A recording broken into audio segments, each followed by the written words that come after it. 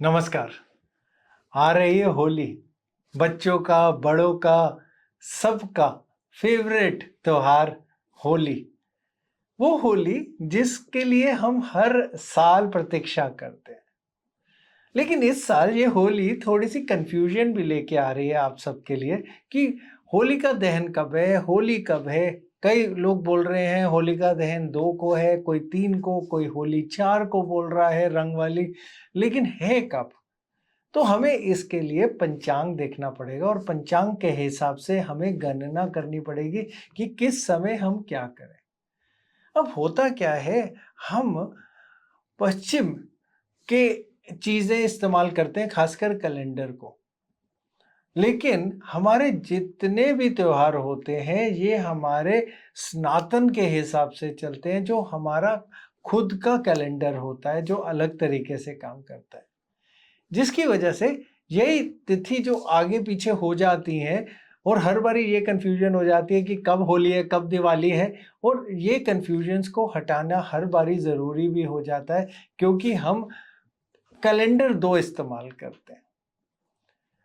तो इस बारी अगर हम होली के लिए समझें, तो अगर पहले हमें डेट देखनी पड़ेगी 2 मार्च की। 2 मार्च सुबह 6:16 पे सूर्य उदय हो रहा है और शाम तक 5:18 तक चतुर्दशी चलेगी और उसके बाद पूर्णिमा शुरू हो जाएगी। तो पूर्णिमा का वो समय होता है जब होली का दहन किया जा सकता है। तो ये पूर्णिमा 5:18 शाम को 2 मार्च से लेके 3 मार्च 4:33 तक चलेगी। तो होली का दहन जो किया जाता है वो रात्रि यानी शाम के उस पे किया जाता है। तो रात्रि की बात बोलें तो 4:33 तक तो रात्रि नहीं होने वाली। और सबसे बड़ी बात है, 3 तारीख को चंद्र ग्रहण भी आ रहा है और उसका सूतक भी लगने वाला है।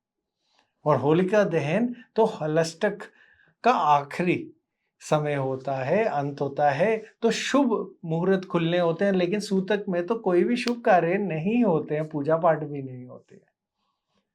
तो होलिका दहन 2 मार्च को किया जाएगा। तो होलिका दहन का भी मुहूर्त की बात बोले तो होलिका दहन भद्र के समय में नहीं किया जाता है। जैसे भद्र का समय लग जाता है उस काल के अंदर नहीं किया जाता। जो भद्र लग रहा है वो 2 मार्च 5:18 से लेके 3 मार्च को सुबह 4:56 तक लग रहा है।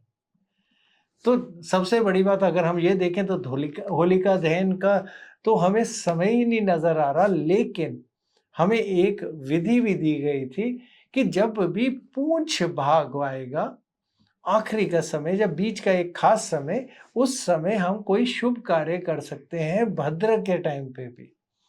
और ये समय आ रहा है 2 मार्च की रात्रि, या हम कह सकते हैं 3 मार्च की बहुत सुबह भी 12:50 रात को से लेके 2:02 तक, जो 1 घंटा 12 मिनट तक चलेगा रात्रि को। अर्धरात्रि यानी मिडनाइट को भी आप कह सकते हैं, उसके बाद आ रहा है। तो ये समय निकल रहा है जब होलिका दहन किया जाएगा। तो होलिका दहन 5 बजे, 6 बजे, 7 बजे जैसे हम करते हैं उस तरीके से नहीं किया जाएगा। उससे अगली चीज, अगर हम होलिका दहन को अब हम समझ चुके हैं तो ये समझे तो 3 मार्च को हमारा चंद्र ग्रहण लग रहा है। ये कहते हैं कुछ जगह में तो पूर्ण नजर आएगा। तो ये रेड मून वाला ग्रहण है जो तांबे के रंग में नजर आएगा। लेकिन अगर ग्रहण नजर आता है तो जब वो अधूरा कम भी नजर आता है तब भी सूतक तो पूरा ही लगता है। और चंद्र ग्रहण का जो सूतक है वो 9 घंटे ग्रहण से पहले लगता है। तो ग्रहण का समय अगर हम बोलें तो शाम को 6:16 से लेके 6:46 तक चल रहा है, जो 30 मिनट और 9 सेकंड के आसपास के करीब का आ रहा है। तो अगर हम इसी के हिसाब से अगर थोड़ी सी कैलकुलेशन या गणना करें तो सूतक का समय 9:30 सुबह शुरू हो जाएगा और ग्रहण जैसे ही खत्म होगा यानी शाम को 6:46 पे तो सूतक खत्म हो जाएगा। ये हम भारतवर्ष के लिए भारत की बात कर रहे हैं। आप अपने अपने देशों में जहाँ पे भी आप देख रहे हो ये प्रोग्राम, अपना सूतक का समय और अपना ग्रहण का समय और सूतक लगेगा या नहीं लगेगा, ये आप अपने देश में अपनी जगह के हिसाब से ज़रूर देख लीजिएगा। जब हम ये सूतक की बात बोलते हैं तो सूतक बूढ़े लोगों के लिए या बच्चों के लिए या जो बहुत बीमार होते हैं उनके लिए अलग तरीके से लगता है, छोटा सूतक होता है। उनका सूतक दोपहर को 3:15 से शुरू हो जाएगा।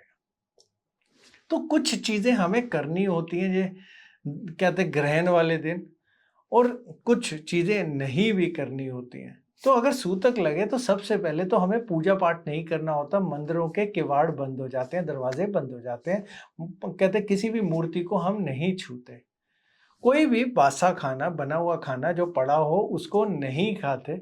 और जो लेडीज प्रेग्नेंट हैं वो कोई भी तीखी चीज का इस्तेमाल, जैसे सुई या कोई चीजों का इस्तेमाल नहीं करते।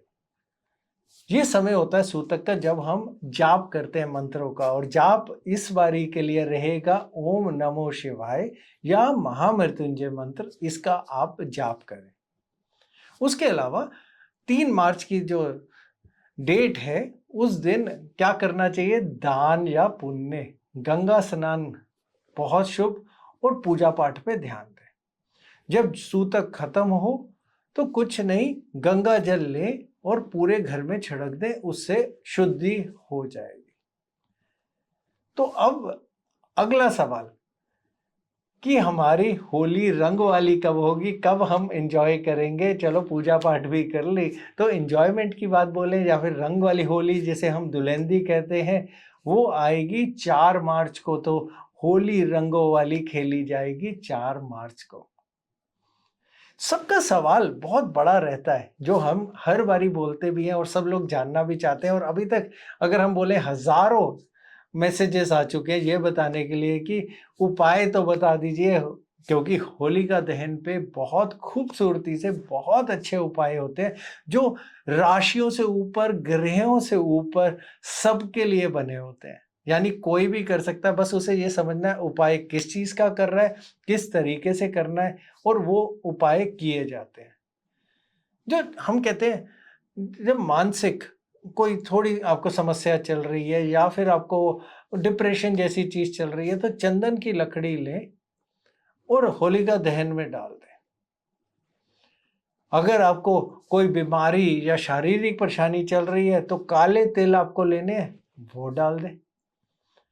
अगर आपको पैसों की या समृद्धि में कोई परेशानी चल रही है तो जो गेहूं की बालियां होती हैं, जो सूखा हुआ गेहूं होता है, उस पूरे को लीजिए, 4-6 लीजिए, वो डाल दीजिए।